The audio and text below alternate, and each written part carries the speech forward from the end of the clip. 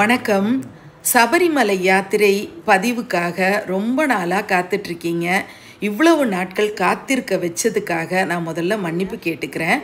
சபரிமலை யாத்திரையை 2 பார்ட்டாக நான் கொடுக்கணும்னு விரும்புகிறேன். ஒன்று, நிர்விக்னலக்ஷ்மி இல்லத்தில் இந்த பூஜை எப்படி நடந்தது, கன்னி பூஜைன்னு நானும் விக்னேஷும் முதலாக சபரிமலை யாத்திரை செஞ்சதுனால கன்னி பூஜைக்கு ஏற்பாடு நடந்திருந்தது. அதை நீங்கள் லைவில் பார்த்துருப்பீங்க. ஆனால் கன்னி பூஜை நடத்துறதுக்கு முன்னாடி நடந்த நிகழ்வுகளாக இருக்கட்டும், அன்னதானம் இரவு உணவாக எல்லாருக்கும் எப்படி அளிக்கப்பட்டதுன்றது வரைக்கும், பாத பூஜை சுவாமிமார்களுக்கெல்லாம் செஞ்சு எப்படி அவங்கெல்லாம் வீட்டுக்குள்ளே வந்தாங்க அப்படிங்கிறதெல்லாம் நீங்கள் லைவில் பார்த்துருக்க மாட்டீங்க. அந்த காட்சிகளை எல்லாம் இந்த வீடியோவில் நான் உங்களோட ஷேர் பண்ணிக்கணும்னு விரும்புகிறேன். இந்த பதிவை என் பேரன் பேத்திகள், கொள்ளு பேரன் பேத்திகள், எள்ளு பேரன் பேத்திகளுக்காக சமர்ப்பிக்கிறேன். என்னடா இது, இவங்க பையன் பொண்ணுக்கு இன்னும் கல்யாணமே ஆகலை, அதுக்குள்ளே பேரன் பேத்தி, கொள்ளு பேரன் பேத்தி, எள்ளு பேரன் எள்ளு பேத்திங்கிற வரைக்கும் அடிக்கிட்டே போகிறாங்களேன்னு உங்களுக்கு தோணும். உண்மையிலேயே பார்த்தா நான் யூடியூப் சேனல் ஆரம்பித்ததுக்கே காரணம், என்னுடைய வாழ்க்கையில் நான் எதெல்லாம் ரசிக்கிறேன், என்னென்ன காரியங்கள் பண்ணிட்டு வர்றேன், என்ன மாதிரி பூஜைகள் பண்ணியிருக்கேன் இந்த வீட்டில், நான் ஒவ்வொரு நாளையும் எப்படி நான் என்னுடைய வாழ்க்கையில் ரசனையோடு கழிக்கிறேன், எங்கெல்லாம் யாத்திரை போயிருக்கேன், மீனாட்சிக்கும் எனக்குமான பந்தம் எப்படிப்பட்டது, வாழ்க்கையில் நான் எப்படிப்பட்ட அற்புதமான மனிதர்களை எல்லாம் சந்திச்சிருக்கேன், எந்தெந்த ஊருக்கெல்லாம் பயணப்பட்டு எதெல்லாம் ரசிச்சிருக்கேன், எவ்வளவு க்ஷேத்ராட பயணங்கள் போயிருக்கேன் அப்படிங்கிறது எல்லாத்தையுமே ஒரு டைரி மாதிரி, அதுவும் வெர்ச்சுவல் டைரியாக இதை எல்லாத்தையும் என் ஃபோனோட போயிடக்கூடாது, எல்லாமே விர்ச்சுவல் மீடியாவில் பதிவு செய்யப்படணும் அப்படிங்கிற ஒரு நோக்கத்தில் தான் நந்தினி வைப்ஸ் தொடங்கினேன். அதுக்கப்புறம் ஆன்மீக அலை சேனலில் நிர்விக்னலக்ஷ்மி இல்லத்தில் நடைபெறக்கூடிய அனைத்து பூஜைகளையும் பதிவு செய்ய ஆரம்பித்தேன். 2 சேனலுமே டாக்குமெண்டேஷன் பர்பஸ்க்காக தான் தொடங்கப்பட்டது. நிர்விக்னலக்ஷ்மி இல்லத்தில் எத்தனையோ பூஜைகள் நடந்திருக்கு. வருஷம் கார்த்திகை மாதத்தில் சிறப்பு பூஜையாக ஐயப்பனுக்கு தர்மசாஸ்தாவுக்கு பூஜைகள் நடந்துட்டு வந்திருக்கு. சின்னதோ பெருசோ ஒவ்வொரு வருஷம் ஒவ்வொரு மாதிரி அந்த பூஜைகள் நடந்திருக்கு. கார்த்திகை மாதத்தில் மாலை அணிந்து விரதம் இருந்து சபரிமலை யாத்திரை போகிறவங்களுக்கு என்னால் முடிஞ்ச கைங்கரியங்களை தொடர்ந்து சில வருடங்களாக செஞ்சிட்டும் வந்திருக்கேன். இந்த வருஷம் ஐயன் எங்கள் 2 பேரையும், என்னையும் என்னுடைய மகனையும் தாயும் சேயுமா தரிசனம் காட்டுறதுக்காக அழைப்பு விடுத்தது எனக்கு அவ்வளவு மகிழ்ச்சி. இது வார்த்தைகளால் விவரிக்க முடியாத ஒரு பெரும் மகிழ்ச்சி. நான் இது எதிர்பாராத ஒன்றுன்னு தான் நான் சொல்லுவேன். என்னோட வாழ்க்கையில் நான் சபரிமலைக்கு ஏறி தர்மசாஸ்தாவை நான் பார்ப்பேன் அப்படிங்கிறது ஒரு கனவாக தான் இருந்திருக்கணும். என்னுடைய மகனை நான் சபரிமலைக்கு அனுப்பி வைக்கிறேன் அப்படிங்கிறது தான் என்னுடைய பிரார்த்தனையாக இருந்தது. சின்ன வயசில் ஒரு மாலில் குழந்தை காணாமல் போய் 3-4 மணி நேர பரிதவிப்புக்கு பிறகு அவன் கிடைச்சது எதனால் அப்படின்னு நான் நினைக்கிறேன்னா, தர்மசாஸ்தா ஐயனுடைய பெருங்கருணையினாலன்னு நான் நினைக்கிறேன். என்ன நிகழ்ச்சி நடந்தது அப்படின்னா, அந்த நேரத்தில் எஸ்கலேட்டரில் நான் தவிச்சு போய் கண்ணீரும் கம்பளையுமா ஏறிட்டுருக்கேன். இறங்குற ஒரு எஸ்கலேட்டரில் ஐயப்பசாமி சபரிமலைக்கு மாலை போட்டுட்டு நீல ஆடை அணிந்து கொண்டு ஒருத்தர் அப்படி அந்த எஸ்கலேட்டரில் இறங்கி வந்ததை பார்த்த உடனேயே நான் மனசில் பிரார்த்தனை பண்ணிக்கிட்டேன். என் குழந்தைய கண்ணில் காட்டினா சபரிமலைக்கு படியேறி 18ஆம் படி ஏறி என் மகன் உன்னை தரிசனம் பண்ணுவான் அப்படின்னு நான் ஒரு பிரார்த்தனையாக வேண்டுதலாக முன் வச்சேன். 19 வருஷம் ஆச்சு அவனை ஐயன் மனமிறங்கி கூப்பிடுறதுக்கு. அவனை கூப்பிடும்போது என்னையும் சேர்த்து கூப்பிட்டது தான் அவருடைய பெருங்கருணைன்னு நான் சொல்லுவேன். நான் உண்மையிலேயே என்ன நினச்சேன்னா, இப்போல்லாம் அரசியல் சட்டத்திட்டங்கள் படி பெண்களை அனுமதிக்கிறாங்க, சிவில் தர்ஷன்னு ஒன்று பண்ணலாம் அப்படின்னு ஒரு விஷயம் வந்திருக்கு. 50 வயதுக்கு மேலே இருக்கக்கூடியவர்களுக்கு தரிசனம் பாசிபிள் அப்படின்னு ஒரு விஷயம் கொடுத்துருக்கிறதுனால, இது ஒரு கோர்ட்டோட தீர்ப்பாக இருக்கிறதுனால நானும் கூடவே என் பையனோட பயணித்து ஐயனை ஒரு மூலையில் ஒரு ஓரமாக நின்று தரிசனம் பண்ணணும்னு ஆசைப்பட்டேன்.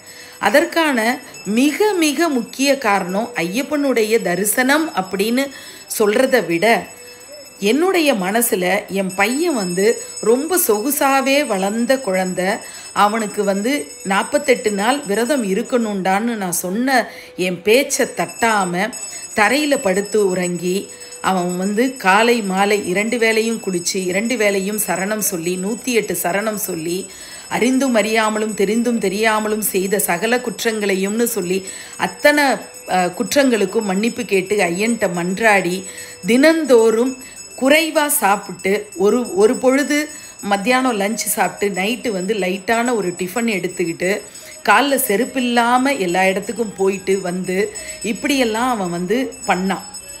அப்படி தான் நீ இருக்கணும்னு சொல்லி அவனுக்கு நான் ஒரு கண்டிஷன் போட்டிருந்தேன். அது எல்லாமே அவன் எனக்காக பண்ணான், என் பொருட்டு பண்ணான்.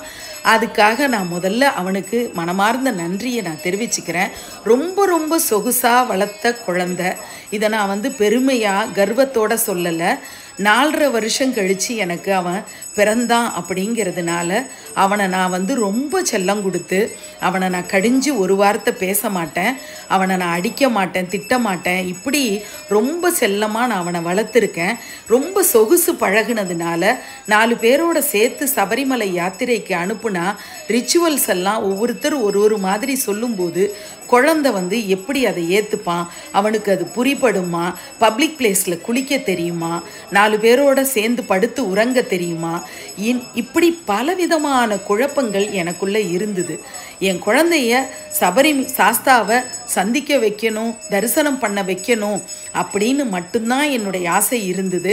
ஆனால் ஒரு தாயாக என் மனசுக்குள்ளே என் குழந்தைய யாரும் வந்து எந்த ஒரு கண்டிஷனும் சொல்லி அவனுக்குள்ளே இருக்கக்கூடிய ஒரு துளிர் விடக்கூடிய ஒரு ஆன்மீக உணர்வை பெருசாக ரிச்சுவல்ஸ் எல்லாம் ஒவ்வொருத்தர் ஒரு மாதிரி சொல்லி பயமுறுத்தி அதுக்கப்புறம் அவனுக்கு எந்த ஒரு யாத்திரைக்கும் ஒரு முனைப்பு வராமல் போயிடக்கூடாது அப்படிங்கிற பயம் வந்து எனக்குள்ளே இருந்தது. எல்லாமே பயங்கரமான ரிச்சுவல்ஸ் போல், இதெல்லாம் ரொம்ப கஷ்டமாக இருக்கும் போல் அப்படின்னு அவனுக்குள்ள ஒரு பேனிக்கான ஃபீல் வரக்கூடாதுன்னு சொல்லி ஒரு தாயாக நான் நினச்சேன். ஆனால் வீட்டில் அவன் செய்யக்கூடிய அத்தனை விரத முறைகளையும் பார்த்து இந்த குழந்தையா இவ்வளோ தூரம் கரிசனத்தோட அம்மாவுக்காக இவ்வளோ செய்கிறானேன்னு நான் ஆச்சரியப்பட்டு போனேன். ஸோ அவனோட நான் கூட போனால் அவனுக்கு ரொம்பவே கம்ஃபர்டபுளாக இருக்கும். நான் பக்கத்தில் இருக்கும்போது நான் சொல்லி கொடுக்கும்போது அவனுக்கு அதை எடுத்துக்கிறது ஈஸியாக இருக்கும், கண்ணை கட்டி காட்டில் விட்ட மாதிரி இருக்காது அப்படின்னு ஒரு தாயாக நான் நினச்சி அவன் கூட நானும் பயணப்படணும் அப்படின்னு ஆசைப்பட்டேன்.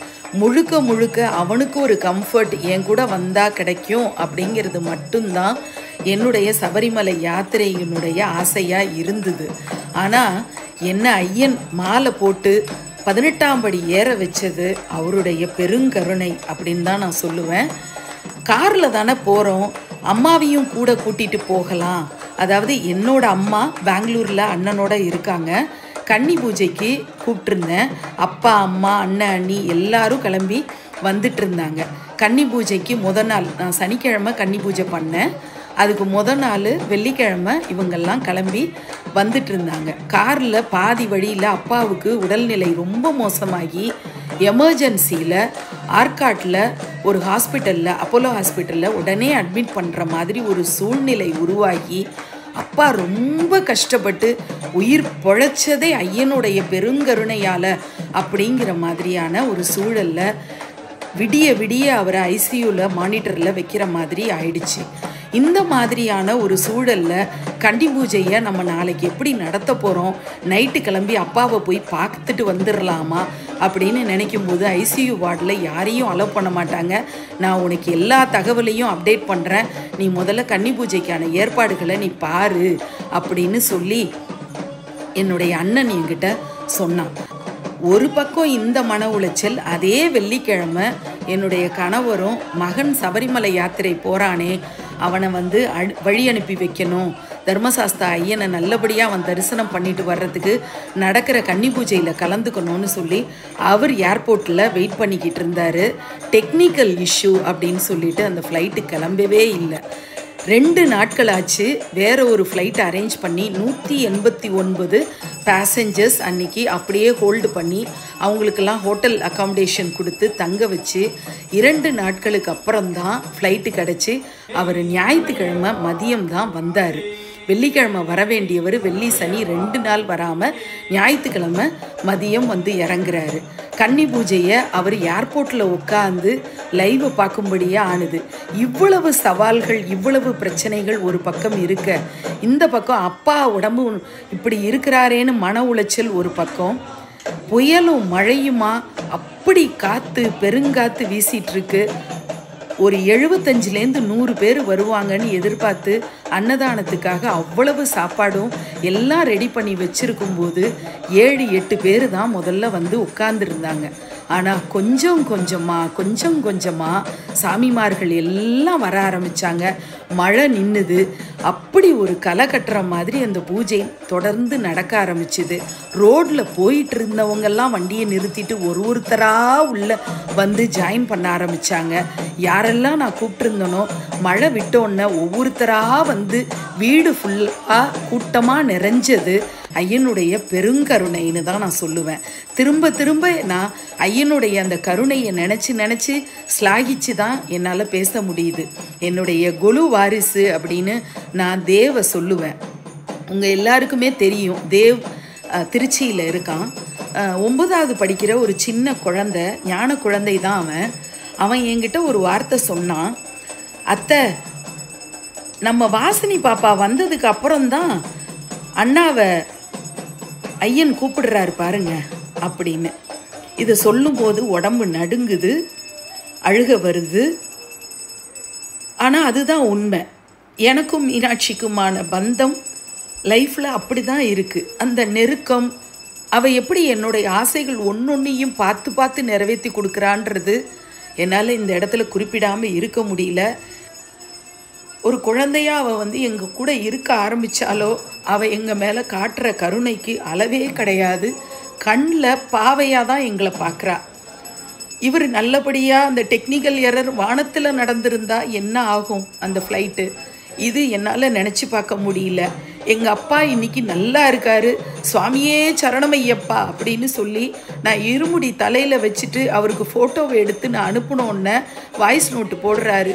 சுவாமியே சரணமையப்பான்னு சொல்லிட்டு என்னோட ஆசீர்வாதம் நல்லபடியாக போயிட்டு வாங்க அப்படின்னு சொல்லி அனுப்பி வச்சாரு.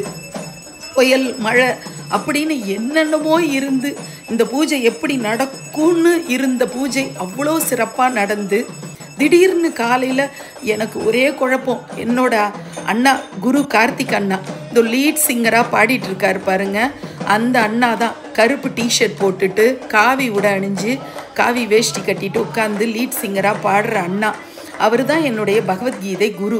அவர் வந்து என்கிட்ட சொல்கிறாரு, என்ன பிரச்சனைனாலும் நடக்கும்மா கன்னி பூஜை, நீ கவலைப்படாதம்மான்னு சொல்லி என்னை சமாதானப்படுத்தி, எதுக்காகவும் நம்ம நிறுத்தக்கூடாதும்மா, ஐயனுக்காக நம்ம பண்ணுற பூஜையை பண்ணிடுவோம்மா அப்படின்னு சொல்லி அவர் சொல்கிறாரு. அண்ணா, நான் எங்கள் அம்மாவை கூட்டிகிட்டு போகணுன்னு ஆசைப்பட்டேன். அம்மாவுக்கு 73 வயசு ஆகுது. அம்மாவால் கண்டிப்பாக வந்து சபரிமலை ஏற முடியாது. இத்தனை மைல், 7 மைல் 8 மைல்னு சொல்கிறாங்க. கிட்டத்தட்ட 11 kilometre up and down, 22 kilometre எங்கள் அம்மாவால் ஏற முடியாது அண்ணா. அதனால் அம்மாவுக்கு டோலி வைக்கலான்னு நான் ஏற்பாடு பண்ணலான்னு இருந்தேன். எங்கள் அம்மா வந்து நான் மட்டும் டோலியில் போய் அந்த கூட்டத்தில் இறங்கி எனக்கு ஒன்றுமே தெரியாதே அப்படின்னு சொல்லி எங்கள் அம்மா சொன்னாங்க. அதனால் நீயும் டோலியில் வான்னு சொன்னாங்க. என் மனசில் ஒரே ஒரு எண்ணம் தான் அண்ணா, எனக்கு தோணுது அதுதான் வந்து தெய்வ சங்கல்பமாக இருக்குமான்றது எந்த கேரண்டியும் இல்லை. ஆனால் என் மனசில் எனக்கு உணர்வே இல்லாமல், எனக்கு பிரஜையே இல்லாமல் என்ன நடக்குதுன்னே தெரியாமல் போகிற ஒரு காலகட்டத்தில் மட்டும்தான் யாராவது என்னை தூக்கணும், மற்றபடி நான் என்னுடைய கால்களால் நடக்கணும் அப்படிங்கிறது என்னோட ஆசை அண்ணா. அம்மாவுக்காக நானும் டோலியில் போகணுமா, என்ன இன்னொருத்தவங்க சுமக்கிற அந்த பாவம் நமக்கு வேணுமா அப்படின்னு. அம்மாவுக்கு வயசாயிடுச்சு, அவங்கள யாரோ சுமக்கிறாங்க. எனக்கு கை கால் நல்லா இருந்து நான் ஏன் இப்படி யாரோ ஒருத்தவங்க சுமக்கணும் அப்படின்னு நான் தயங்கிட்டு இருந்தேன்னா, இப்போ அம்மா வரல, நான் நடக்க போகிறேன்னா, நான் ஆசையாக என் பையனோட கையை பிடிச்சிக்கிட்டு நான் நடந்து சபரிமலை ஏறிடுவேன்னா, எனக்கு நம்பிக்கை இருக்கண்ணா அப்படின்னு சொல்லி நான் அண்ணா கிட்ட சொன்னேன். அவர் என்ன சொன்னாருன்னா, எப்படியும் நீ மலை ஏறுறது நடக்கிறதுன்னு முடிவு பண்ணப்ப மாலை போட்டுட்டு நடையம்மா, மாலை போட்டுட்டு 18ஆம் படி ஏறேன், மாலை போட்டுட்டு இருமுடி தாங்கி ஐயனை தரிசனம் பண்ணேன் அப்படின்னு சொன்னார். அண்ணா, நான் சனிக்கிழமை நம்ம கன்னி பூஜை இன்னைக்கு வச்சுருக்கோம், நான் திங்கக்கிழமை பயணப்பட போகிறேன். எப்படி அண்ணா நான் இந்த யாத்திரையை பண்ண முடியும்? 48 மணி நேரம் கூட நான் விரதம் இருக்க முடியாதே அண்ணா அப்படின்னு நான் கேட்குறேன். நான் குருசாமிகிட்ட கேட்டுட்டு சொல்கிறேம்மா அப்படின்னு சொன்னார். குருசாமி இந்த வீடியோவில் காணொளியில் நீங்கள் பார்க்குற குருசாமி, அவருக்கு 80 வயசாகுது. 40 வயசில் தான் முதல் முறையாக ஐயன் தரிசனம் கொடுத்துருக்காரு. 40 வயசுலேருந்து இந்த 40 வருடங்களில் 80 முறை போயிருக்காரு அவர். 80வது முறை இப்போ லாஸ்ட் வீக்கில் அவர் பயணப்பட்டு வந்திருக்காரு. இப்படி வருஷா வருஷம் 2 முறை 3 முறைன்னு போய் 80 தடவை ஐயனை தரிசனம் பண்ண அவர் எனக்கு சொன்னார், தாயும் செய்யுமா, போயிட்டு வாங்கம்மா, இருமுடி தாங்கி நீ ஏறுமா படி அப்படின்னு சொன்னார். பிறந்ததுலேருந்து என் தங்கை நான்வெஜ் சாப்பிடாதவ, நித்தியப்படி நிறைய பூஜை புனஸ்காரம்னு வாழ்ந்துட்டுருக்கா. கணவர் வெகு தூரத்தில் இருக்காரு. பிரம்மச்சரிய விரதத்தை அருமையாக பையன் கடைப்பிடிக்கிற மாதிரி இவளுமே ஒரு துறவு வாழ்க்கை மாதிரி தான் வாழ்ந்துட்டுருக்கா. எப்போதும் சதா சர்வகாலமும் தெய்வ சிந்தனையிலேயே இருக்கக்கூடியவ. நவராத்திரி விழாக்களாக இருக்கட்டும், நோன்புகளாக இருக்கட்டும், பலவிதமான பூஜைகளாக இருக்கட்டும், எல்லாம் பண்ணுறா. நிறைய பிராணிகளுக்கு கைங்கரியமும் பசு பட்சின்னு எல்லாத்துக்கும் பாகுபாடு இல்லாமல் உணவும் பலவிதமான தான தர்மங்களும் தொடர்ச்சியாக பண்ணிகிட்ருக்கா. அதனால் இவளை நம்ம அனுமதிக்கலாமா அப்படின்னு என்னுடைய குரு கார்த்திக் அண்ணா கேட்டார். குருசாமியும் அதை ஏற்றுக்கிட்டு ரொம்ப ரொம்ப ஆத்மார்த்தமான ஆசீர்வாதத்தோட நீ போயிட்டு வாமான்னு சொன்னார். அதுக்கப்புறம்தான் மாலை அணிந்து கொள்ளக்கூடிய துணிச்சல் ஏற்பட்டது. புடவை காலையில் தான் அந்த முடிவு எடுக்கப்பட்டது. சாயந்தரமாக நான் ஒரு புடவை மட்டும் வாங்கிட்டு வீட்டில் இருந்த பிளாக் ப்ளவுஸ் எல்லாம் வீட்டில் இருக்கும் இல்லையா, அந்த மாதிரியான மேட்சிங் ப்ளவுஸ் எல்லாம் எடுத்து போட்டுக்கிட்டு, கருப்பு தான் முதல்ல போட்டுக்கணும்னு சொன்னாங்க. சென்னை பூஜா சென்டர் அனிருத்தன் சனிக்கிழமை மாலை கன்னி பூஜைக்காக கருப்பண்ணசாமியோடைய சிலையை அனுப்பி வச்சப்போ கருப்பும் ஆசீர்வாதம் பண்ணுறதுக்காக வந்திருக்காருன்னு சொல்லி அதுவும் ஒரு அற்புதமான தருணமாக அமைஞ்சுது. இந்த அளவுக்கு மன நெகிழ்வான ஒரு கன்னி பூஜை நிர்விக்னலக்ஷ்மி இல்லத்தில் நடக்கிறதுக்கு பிள்ளையாருடைய அனுகிரகம், குலதெய்வம் பெருமாளுடைய அனுகிரகம், என்னுடைய இஷ்ட தெய்வம் அன்னை மீனாட்சியினுடைய அனுகிரகம் எல்லாம் தான் காரணம். ஹரிஹர சுதனை நான் சபரிமலையில் தரிசனம் பண்ணிட்டு வந்த நிகழ்வு என்னுடைய வாழ்க்கை டைரியில் ஒரு முக்கியமான நிகழ்வாக பதிவு செய்யப்படுது. இந்த காணொளி பார்க்கக்கூடியவங்க அத்தனை பேருக்கும் இது ஒரு காணொளியாக இருந்திருக்காது. ரொம்பவே எமோஷ்னலான ஒரு பதிவாக இருந்திருக்கும் அப்படின்னு நான் நம்புகிறேன். இந்த பிறவி மட்டும் இல்லை, இனி வரப்போகிற பிறவிகள் அத்தனையிலையும் தெய்வ சிந்தனையிலேயே நான் இருக்கணும். என்னால் முடிஞ்ச நல்லது 4 பேருக்கு பண்ணணும். பசு பட்சிக்கு நிறைய சாப்பாடு கொடுக்கணும். எல்லாருக்காகவும் எப்போவும் பிரார்த்தனை பண்ணிகிட்ருக்கணும். இது மட்டும்தான் நான் ஆசைப்படுற விஷயம். எனக்கு இன்னொரு ஜென்மம்னு இருந்தால் பறவையாய் ஒரு பிறவி வேண்டும் அப்படின்னு எனக்கு ஆசை. அது ஏதாவது ஒரு பிறவியில் அன்னை மீனாட்சி என் மேலே கருணை காட்டுவா அப்படின்னு நான் நம்புகிறேன். அடுத்த பார்ட்டில் நான் உங்களை சந்திக்கிறேன். நன்றி.